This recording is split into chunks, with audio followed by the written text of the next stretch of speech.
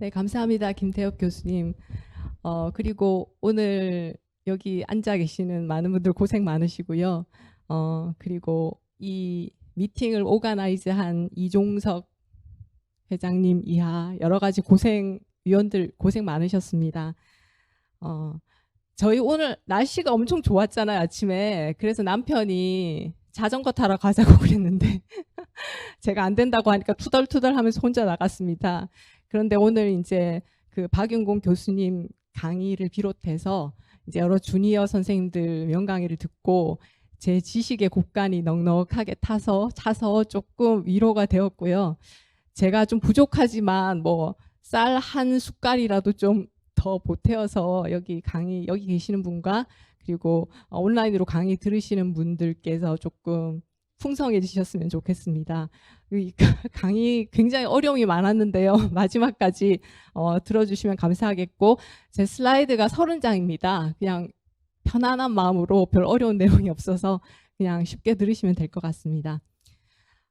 제목은요, Ventilation to Prevent Postoperative Pulmonary Complication입니다. 벤틸레이션 스트래터지가 살짝 변해가고 있습니다. 그래서 그 4가지 스트래터지를 간략하게 짚어보면서 끝내려고 하고요. 프로텍티브 벤틸레이션, 원렁 어프로치, 그리고 인디비주얼라이즈드 벤틸레이션, 그리고 가장 최근에 미케니컬 파워가 되겠습니다. 이 환자는 남자 72세고 배츠로 어퍼 로벡토미를 받으셨습니다. 담배를 오래 피셔가지고 여기 보시면 이 엠피제마토스 체인지가 광범하게 일어나 있죠. 그런데 다행히 6년 전에 담배를 끊으시고 그리고 퍼포먼스가 좋으셨습니다. 그리고 스테이지가 1이었기 때문에 수술을 끝내고 잘 끝내면 여생을 무사히 지내시겠구나 이런 임프레션을 갖고 수술을 했는데 수술은 잘 끝났습니다. 근데 갑자기 수술 첫날부터 호흡곤란을 호소하시더니 급기어 다음 날은 오늘 여러 번 나온 하이플로 네이잘 캐뉼라를 거쳐야 됐습니다. 다음 날 CT를 찍었는데 이렇게 렁이 굉장히 디스트럭션이 일어나 있는 거예요. 그래서 이런 폐를 봤을 때 마음이 묵직해지죠. 마취과 기록지를 이렇게 막 계속 리뷰해 보면서 내가 조금 더 잘할 수 없었을까 이런 생각으로 좀 심기가 불편합니다. 이런 고민 아마 다 하실 거로 생각되고요. 그런 차원에서 한번 같이 리뷰를 해보겠습니다.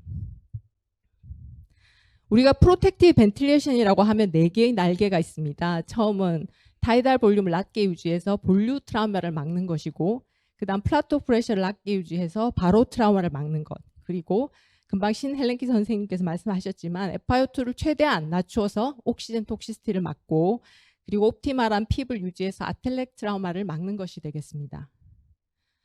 그래서 저희가 벤틸레이터 모드를 막 고민하면서 프레셔가 좋으냐, 볼륨 컨트롤이 좋으냐, 혹은 아이레이션을 어떻게 하는 것이 좋으냐, 이걸 가지고 무수한 디베이트가 있는데, 제가 생각하기에는 우리가 고민해야 될 것은 에어웨이 프레셔가 아니라 이 알베올라 프레셔가 되겠습니다. 이것이 폐 인저리에 직접적인 영향을 미치는 거겠죠.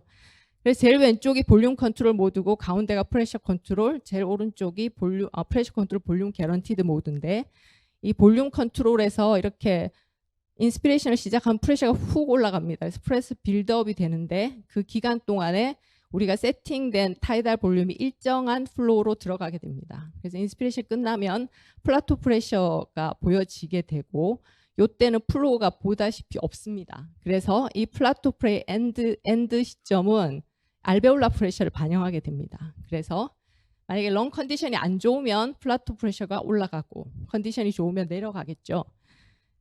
그리고 익스피레이션이 시작되면 이렇게 프레셔가 내려가게 됩니다. 프레셔 컨트롤은 반면 우리가 세팅한 프레셔를 주는 거지 않습니까? 그래서 알베올라 프레셔를 반영하지는 않고 그냥 우리가 에어웨이 프레셔를 반영하게 됩니다. 그래서 플로우는 확 올라갔다가 디셀러레이션 패턴으로 쭉 인스피레이션 동안에 타이달 볼륨을 다 투여하기 위해서 내려가게 됩니다. 그래서 요 엔드 인스피레이션에 플로우가 계속 있게 되고 알베올라 프레셔는 알 수가 없죠. 그래서 저희가 좀 고민하면서 인스피레이션 프레셔 너무 높으면 이걸 막 낮춰주려고 하는데 이 프레셔를 낮춘다는 말은 결국 타이달 볼륨을 적게 준다는 얘기가 되겠습니다. 그래서 이 두 개를 비교해서 디베이트가 많지만 기본적으로는 알베올라 프레셔가 중요하다고 하면 결론을 낼 수 없는 디베이트가 되겠고, 이 프레셔를 낮추면 타이달 볼륨이 적게 들어가는 것이고, 요 두 개의 민 프레셔를 비교했을 때는 실제로는 여기가 조금 높게 나옵니다. 그리고 우리가 프레셔를 세팅을 해 놓으면 타이달 볼륨이 왔다 갔다 하는데, 그런 과정에서 혹시나 갑자기 타이달 볼륨이 확 많이 들어가면 알베올라 데미지가 있지 않을까, 이런 걱정도 조금은 할 수 있겠습니다.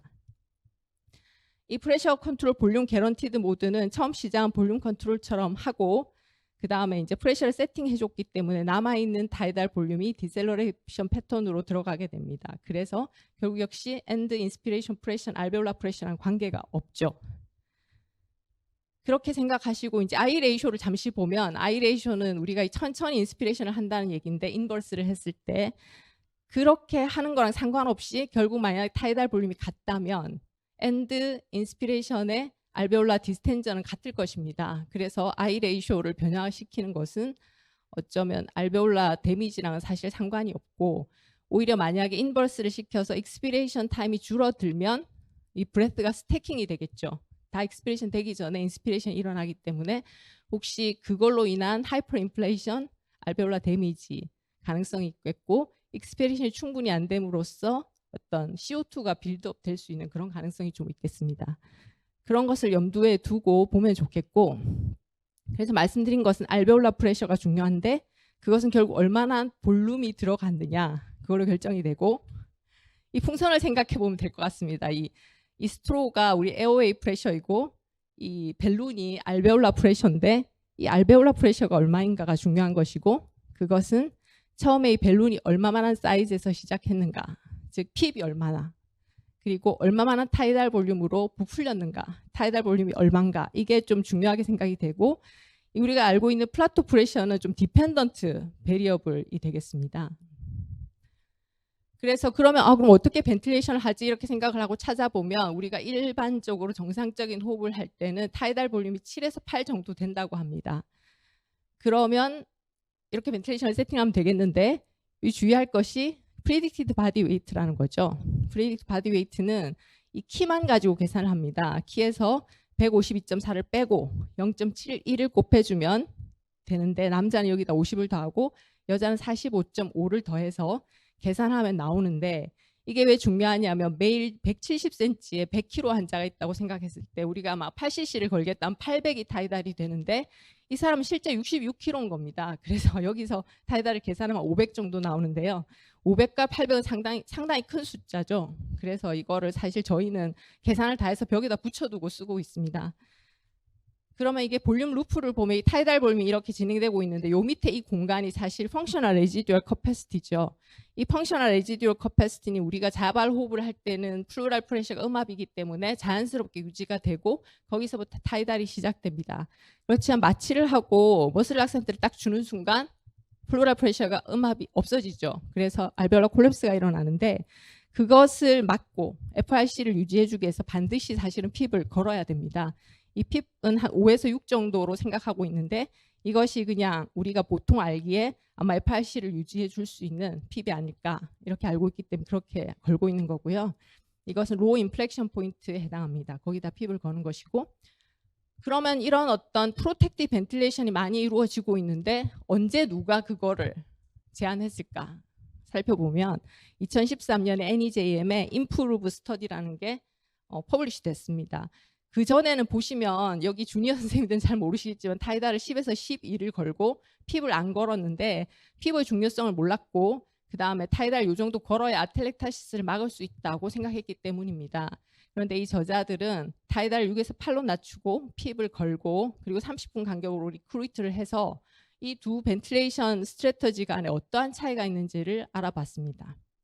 그런데 아주 놀라운 결과가 나왔는데요. 프라이머리 아웃컴은 풀모널 컴플리케이션하고 sepsis를 봤는데, 보십시오.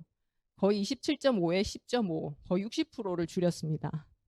그리고 그 개개의 컴플리케이션을, 풀모널 컴플리케이션을 보면 그레이드 3 이상이 21에 5. 그리고 개개의 컴플리케이션도 줄였고요. 수술 후에 난인베시브 벤틸레이션도 굉장히 많은 수를 줄였고 셉시스도 감소시켰고 하스피탈 스테이도 이틀을 감소시켰습니다. 벤틸레이션 테크닉만으로. 그리고 잠시 살펴보면 이게 풀모널 컴플리케이션 그레이딩 나오는 게 나오는데 이게 좀 자주 나오거든요. 그레이드 1은 그냥 마이크로 아텔렉타시스, 그레이드 2는 우리가 체스트로 봤을 때 아텔렉타시스가 보이고 하이폭시아 있는 것, 그레이드 3는 유모니아 정도는 돼야 되고 그레이드 4는 벤틸레이션을 하는 것입니다. 여기서 한 그레이드 3 정도 유모니아를 줄였다는 거죠. 그러면 그로부터 한 8년, 7년이 지났습니다. 최근에 자마에 퍼블리시된 논문인데요. 여기에는 두 군 다 핍을 걸어줬습니다. 핍을 걸고 요 타이달 볼륨은 앞에 스터디에서 10에서 10이었는데 그중에 로우엔드 그리고 6에서 8에서 로우엔드를 서로 비교를 했죠. 타이달 볼륨을 10, 타이달 볼륨 6을 했을 때 과연 수술을 받은 환자에게서 차이가 있을까? 차이가 없었습니다. 그래서 이 논문을 보면 이제는 전반적으로 프로텍티브 벤틸레이션이 있고 타이달이 옛날보다는 줄었는데 그런 경우 그리고 핍을 건다면 10 정도는 괜찮나? 이런 생각을 할 수 있는 논문이 최근에 퍼블리시 됐습니다.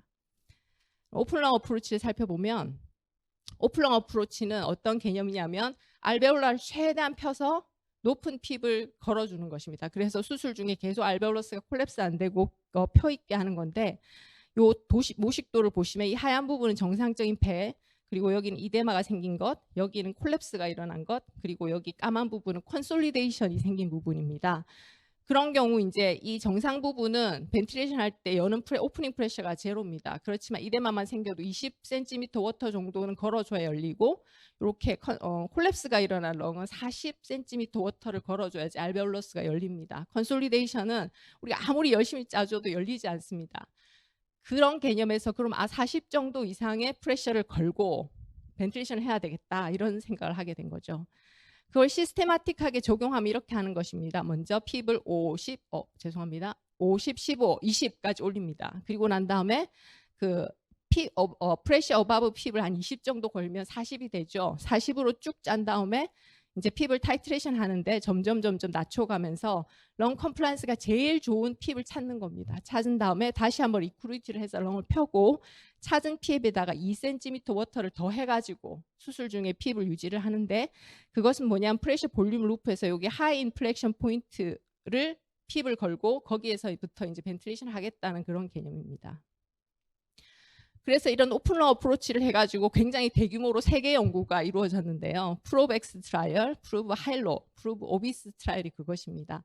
여기 CS가 오픈하트 수술에서 했다는 얘기거든요.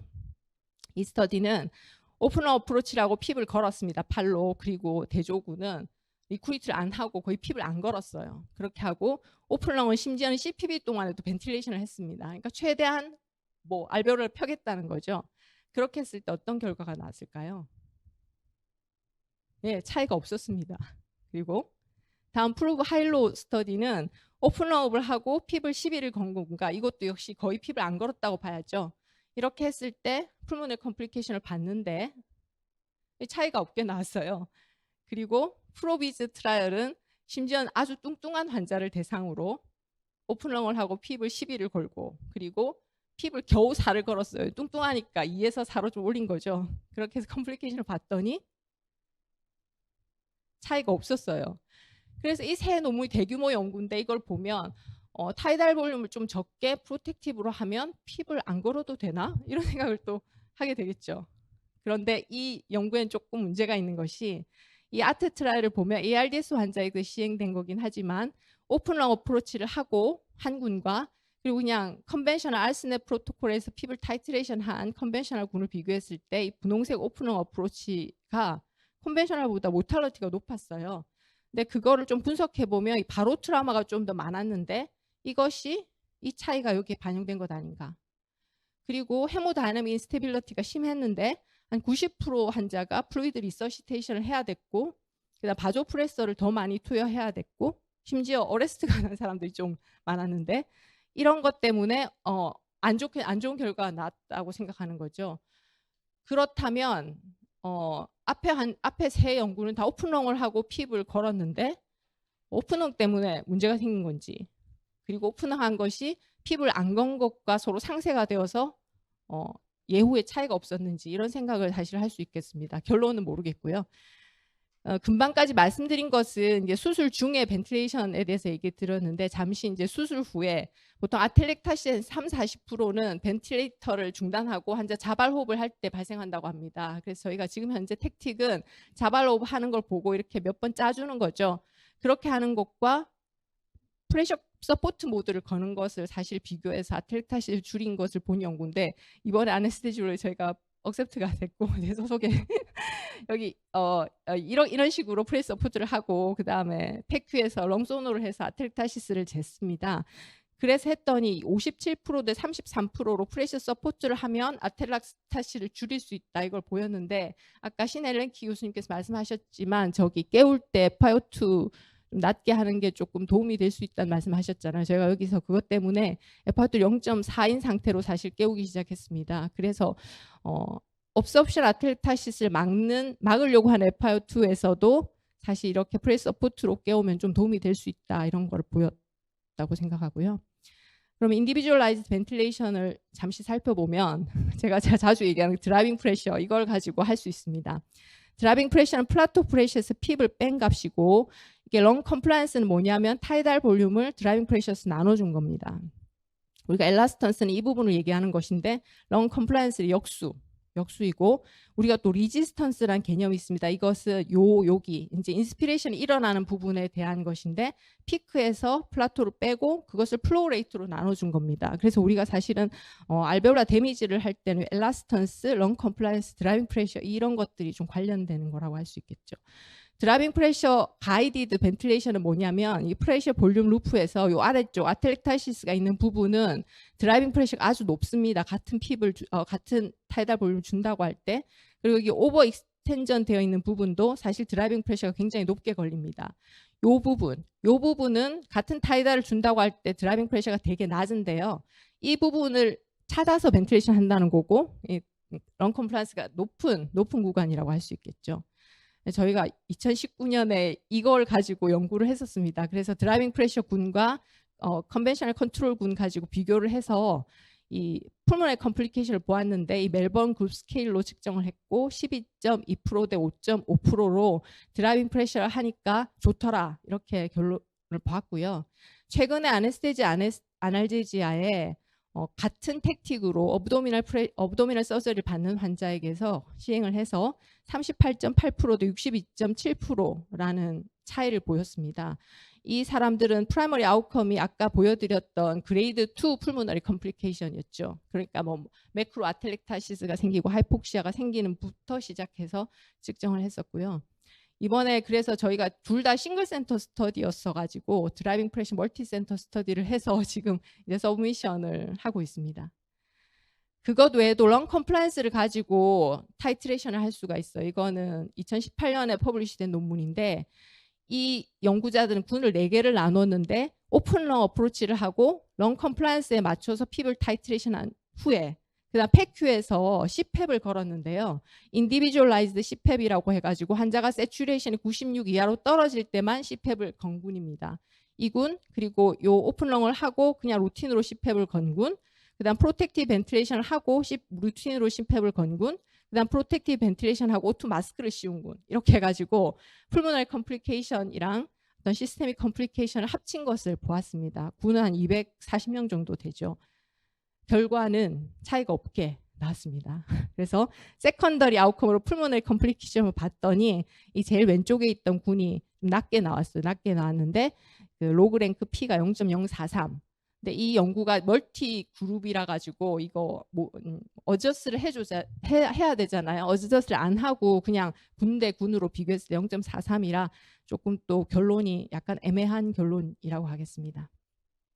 그 외에 일렉트리컬 임페던스 토모그래피를 가지고 핍을 타이트레이션 할 수 있는데 이건 제가 사용을 안 해서 자세히 설명을 못 드리겠고 이렇게 패치를 된 다음에 재면 이렇게 하얗게 보이는 부분은 임페던스 체인지가 큰 것입니다. 그러니까 쪼그라들었다가 펴지는 그 차이가 굉장히 큰 군 그리고 여기 이렇게 보이는 부분 아예 펴지지 않는 부분이 다 모니터가 됩니다. 그래서 이렇게 그래프를 그려보면 이게 하이퍼 인플레이션 된 부분 핍에 따라서 그리고 콜랩스가 된 부분 핍에 따라서 그게 나오고 그 균형점에서 2를 더해서 핍을 가하면 컴플라이언스가 제일 높은 점을 찾을 수 있다. 이런 개념이고, 이소파지알 마노메터를 가지고도 타이트레이션을 할 수가 있습니다. 이건 저희 나라에 기계가 없어서 소개만 드리겠는데, 중요한 이유는 트랜스플루랄 프레셔를 이걸로 잴 수 있기 때문입니다.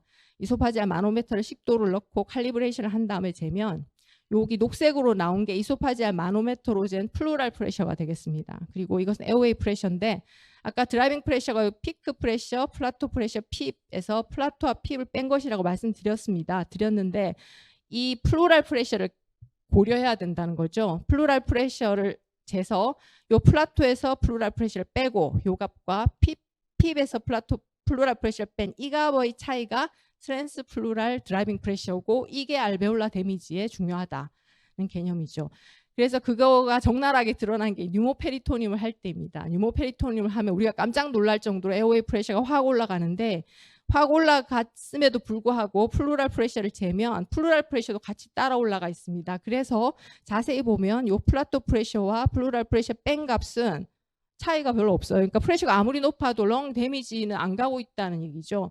반면 이 익스피레이션에 보면 에어웨이 프레셔가 플루랄 프레셔보다 낮아서 이때는 이 부분에서 콜랩스가 일어나고 있는 것입니다.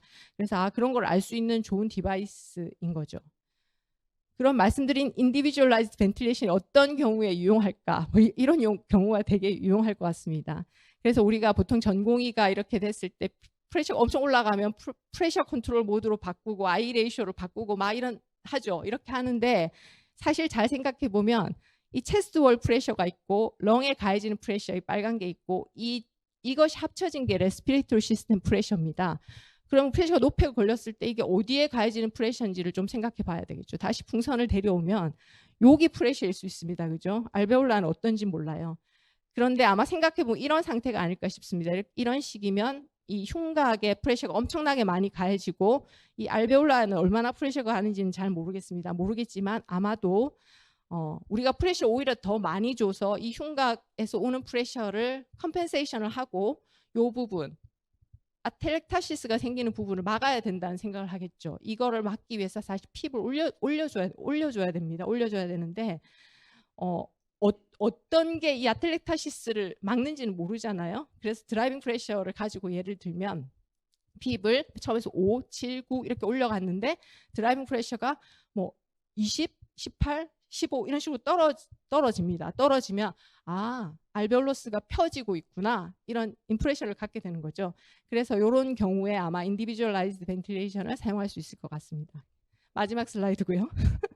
미케니컬 파워는 제일 따끈따끈한 개념입니다. 이 알베올라 데미지에는 볼륨과 프레셔와 타임이 다 중요하다, 이렇게 얘기를 해서 이 파워를 측정을 합니다. 파워는 어떻게 측정하냐면 볼륨이 타이달 볼륨입니다. 그리고 프레셔는 피크 프레셔에서 드라이빙 프레셔의 하프를 뺀 것, 그리고 타임은 레스피레이토리 레이트입니다. 그래서 이걸 계산을 하고 요 0.098은 이걸 줄로 바꿔주기 위한 상수인데, 이렇게 계산을 하면 이 환자가 받는 미케니컬 파워를 알 수 있습니다. 더 복잡한 식도 있는데 마취과 의사니까 이렇게 간단한 식으로 계산하면 될 것 같고요. 이 말이 가진 함의는 뭐냐면, 우리가 프로텍티브 벤틸레이션을 하기 위해서 타이달 볼륨을 적게 하고 그걸 컴펜세이션 하기 위해서 R를 막 높이는데, 그렇게 한 것과 어쩌면 타이달 볼륨을 높게 하고 R를 줄이는 게 데미지가 똑같을 수 있다, 이런 사실 의미입니다. 그래서 연구는 많지 않지만 돼지를 가지고 실험을 했을 때 15줄에 맞춰서 벤틸레이션을 하면 타이달이 얼마든 레이트가 얼마든 프레셔가 얼마든 인저리가 똑같다. 차이는 다만 이 줄이 높아졌을 때 이 두 군에서 차이가 나는 것이다, 이렇게 보고를 했고요.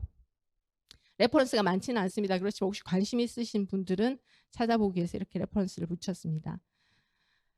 요약을 하면 만약에 프로텍티브 벤틸레이션을 하고 있다면 현재까지 에비던스로는 타이달 볼륨 10 이하 정도는 사실 큰 차이가 없다.